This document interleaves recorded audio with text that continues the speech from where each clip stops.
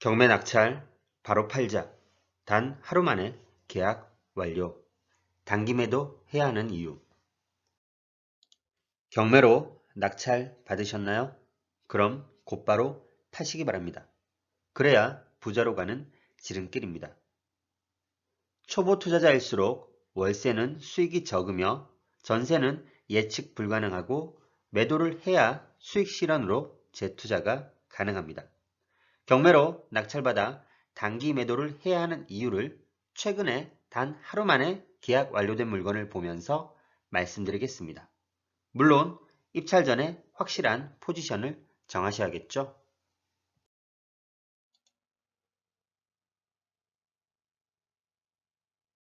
안녕하세요. 실전 투자자 경매하는 직딩아빠입니다. 오늘 제가 말씀드릴 주제는 경매 투자 단기 매도 수익 내기입니다. 부동산 경기가 불투명할 때는 대부분 투자를 관망하는 것이 좋다고 합니다. 하지만 경매 투자는 꾸준히 해야 하는 것입니다.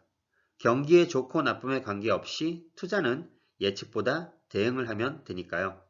경매 물건은 아주 많고 손을 놓고 있으면 시간만 가버리게 됩니다. 가만히 있는 사람들의 걱정은 경매로 유찰된 가격에 싸게 낙찰받아도 시세가 하락하면 손해를 볼 수도 있다는 두려운 마음입니다. 하지만 그렇게 되지 않을 물건을 골라서 입찰하고 낙찰받으면 됩니다. 아직 그런 눈이 없으시다고요? 그렇다면 단기 매도를 하시면 됩니다. 낙찰받고 곧바로 파는 것입니다. 경매로 낙찰받고 3개월 이내로 매도하는 것을 단기 투자라고 합니다. 당연히 입찰 전에 미리 생각을 해 두어야 합니다. 월세나 전세로 임대를 놓을지 바로 매각을 할지 말이죠. 이렇게 철저히 계획하고 입찰가를 산정해서 낙찰을 받아야 합니다. 그럼 제가 최근에 단기 투자를 한 물건을 살펴보겠습니다. 이제 모두 아시죠? 실전 경매의 투자의 시작은 물건 검색이라는 것을요. 매각 기일에 스케줄이 가능한지 확인하면서 2주 정도 뒤에 입찰 가능한 물건을 찾아봅니다. 조사와 분석이 필요하기 때문입니다. 수익이 가능한 아파트가 하나 들어오네요. 조사할 물건 리스트에 담아두고 가조사를 시작합니다. 가조사를 통해 물건 검색을 하면서 생각했던 수익이 가능한지 판단한 후 본조사를 시작합니다. 알아낼 수 있는 것은 최대한 모두 알아냅니다. 그리고 입찰 전에 현장 조사를 가서 확인해야 할 것들을 체크한 후 다시 정리하면서 종합적으로 최종 입찰가를 산정합니다. 입찰가 산정은 신중하면서도 과감하게, 하지만 내가 세운 기준에 맞게 흔들림 없이 감정보다는 이성적으로 판단을 해야 합니다. 매각기일에 모두 9명이 입찰을 했고 2등과 70만원 정도의 차이로 낙찰을 받았습니다. 낙찰은 언제나 노력에 보답받는 기분으로 좋네요. 이제 점유자의 연락처를 파악해야겠죠? 직접 가서 받거나 부재중이면 제 연락처를 붙이고 오는 방법 등이 있습니다. 하지만 먼 지역이라면 굳이 꼭 갈 필요는 없습니다. 낙찰자 자격으로 경매 관련 서류를 열람하면 되니까요. 하지만 이 물건은 채무자 겸 소유자가 점유하고 있어서 연락처가 없을 수도 있기에 해당 아파트 관리소로 전화를 해봅니다. 네, 안녕하세요. 점유자 연락처요? 낙찰 받으셨어요? 그럼 알려줘도 되지 않나? 이 순간을 놓치지 않습니다. 네, 당연하죠. 낙찰자에게는 알려주셔도 아무런 문제가 되지 않습니다. 지난번에도 낙찰받아 관리소에서 연락처를 알려주셔서 사시는 분이랑 잘 협의하고 관리비도 원만하게 잘 정산했습니다. 네, 그럼 010-0000 땡땡땡땡입니다. 감사합니다. 조만간 또 방문 드리겠습니다. 이 물건은 이렇게 처음부터 잘 풀려서 매도까지 순조롭게 해결될 것 같았습니다. 점유자에게 간단하게 문자를 남겨놓은 후 차분하게 연락을 기다립니다. 하루 뒤에 연락이 왔습니다. 여보세요? 걸걸한 남자 목소리가 전화기 너머로 들려옵니다. 분명 현장 조사할 때 여자 혼자 사는 것으로 확인하였는데 남자 목소리가 들려오니 살짝 당황스럽습니다. 뭐지? 다짜고짜 같이 사는 사람이라면서 건들건들거리는 말투로 이런저런 얘기를 합니다. 그리고 마지막에 말합니다. 이사비는 한 300 주실래요? 그 정도 주시면 되겠네요. 속으로 콧방귀를 꼈지만 차분하게 말합니다. 회사 대표님 그리고 직원들과 회의 후에 연락드리겠습니다. 점유자의 성향도 파악했고 원하는 것이 무엇인지 확실히 알았으니까 일단 서두르지 않고 기다립니다. 최소 3일 정도는 말이죠. 낙찰자가 갑이고 패는 내가 지고 있고 끌려가지 않고 주도하기 위해서입니다. 명도는 어차피 되게 되어 있기 때문입니다. 하루 만에 연락이 옵니다. 어떻게 되었냐고 묻길래 여유를 보여줍니다. 지금은 다른 지역에 낙찰받은 물건을 처리하러 출장 중이고 회사에 들어가면 회의 후에 연락을 주겠다고 짧게 말하고 끊습니다. 그리고 또 하루를 보냅니다. 슬슬 연락을 해보려 합니다. 전화를 걸어 회의 결과를 말해줍니다. 낙찰가와 시세, 그리고 이전비와 대출 및 각종 세금 등에 관련해서 밑밥을 깔아놓습니다. 회사는 이익을 남기는 것이 목적인데 손에 실제로 쥘 수 있는 돈이 500만 원이 될까 말까 한다고 친절하게 설명을 해줍니다. 따라서 요구하신 금액 300만 원은 수익의 반 이상을 드려야 하는 것인데 상식적으로 이해가 가시냐고 되묻습니다.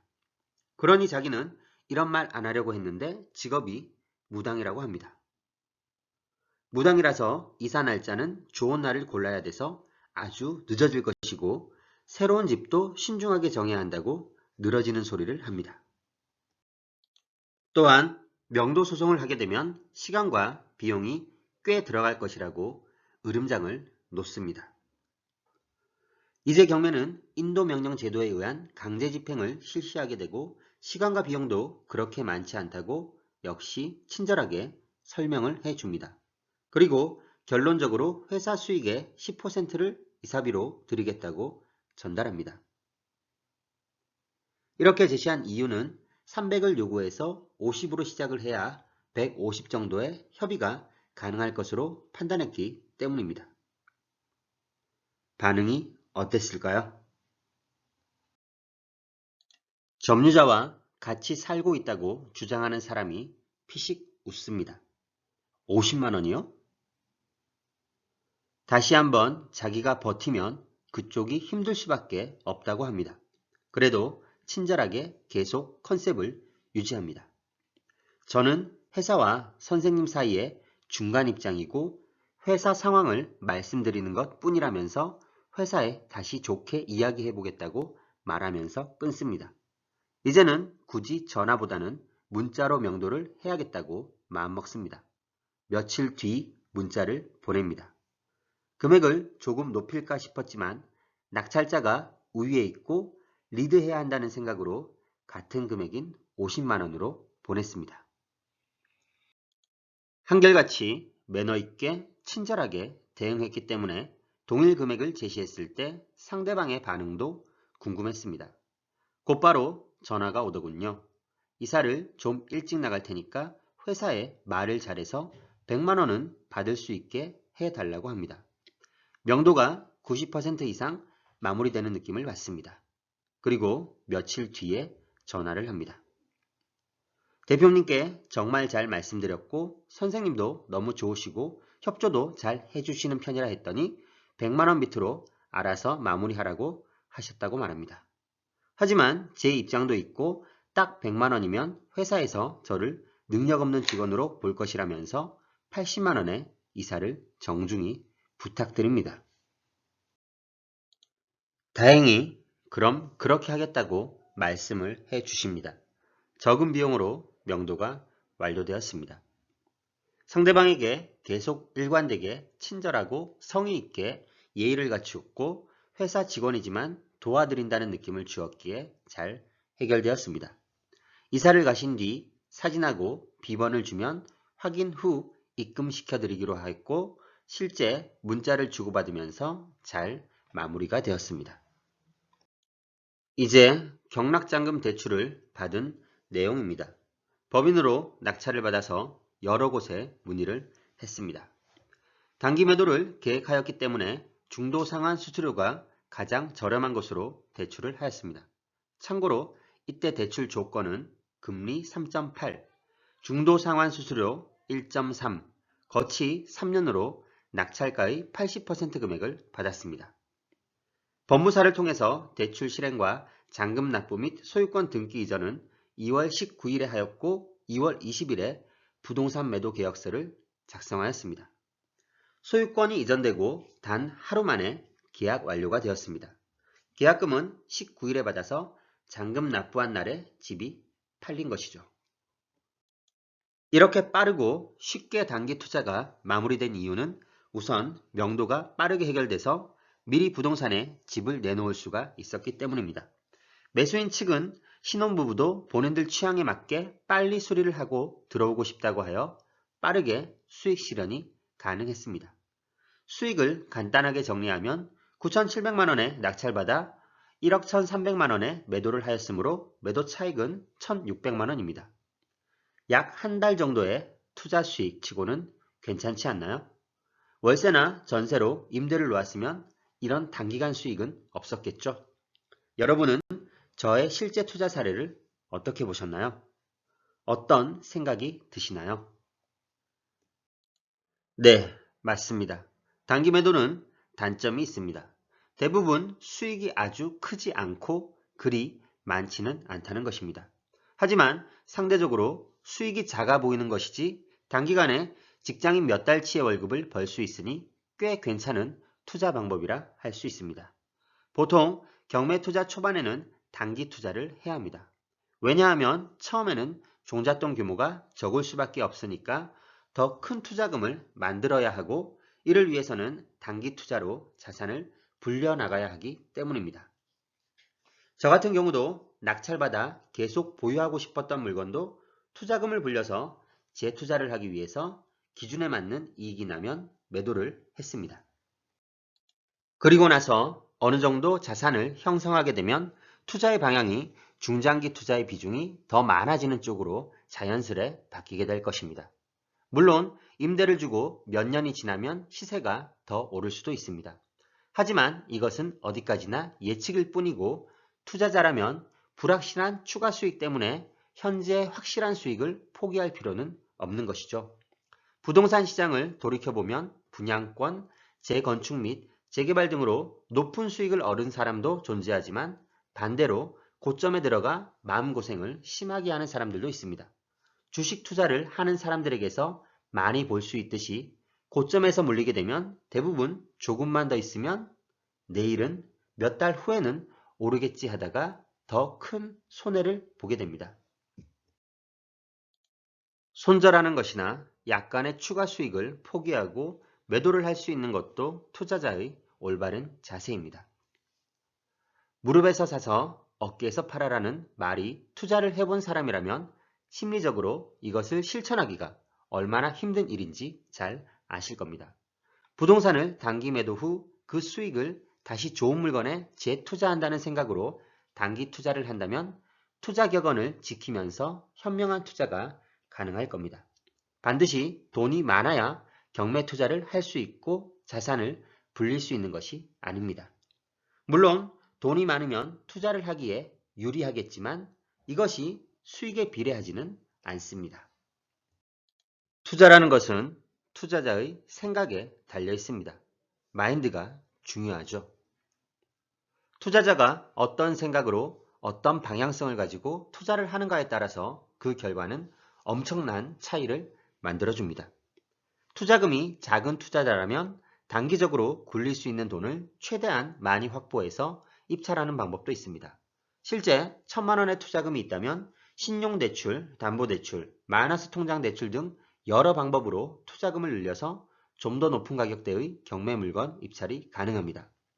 이 말씀을 드리는 이유는 1,000만 원의 투자금으로는 어떤 분은 1억 미만의 경매 물건만 검색하지만 다른 분은 1억 이상의 물건을 봅니다. 감정가의 90% 정도로 낙찰을 받았다고 하면 전자의 경우는 시세 차익이 1,000만원 미만이지만 후자의 경우는 1,000만원을 훌쩍 넘깁니다. 따라서 단기 매도로 큰 수익을 얻고 싶다면 금액이 큰 물건에 입찰하는 것도 하나의 방법이 될 수 있습니다. 초반에 투자할 때는 투자금이 적을수록 단기 매도를 통해서 자본금을 빨리 키워나가야 하겠습니다.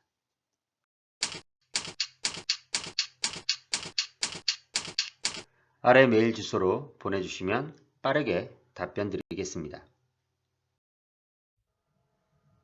네이버 카페에 오시면 더 많은 정보를 확인하실 수 있습니다.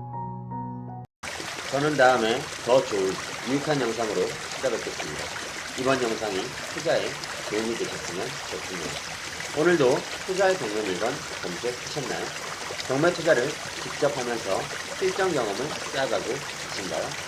경매 투자를 여러 번 해보고 경험이 축적된다면 부동산 재테크로 수익을 쌓아가실 수 있을 겁니다. 부동산 투자로 성공적인 수익을 만들어 가시기를 바라겠습니다. 지금까지 시청해주셔서 감사합니다.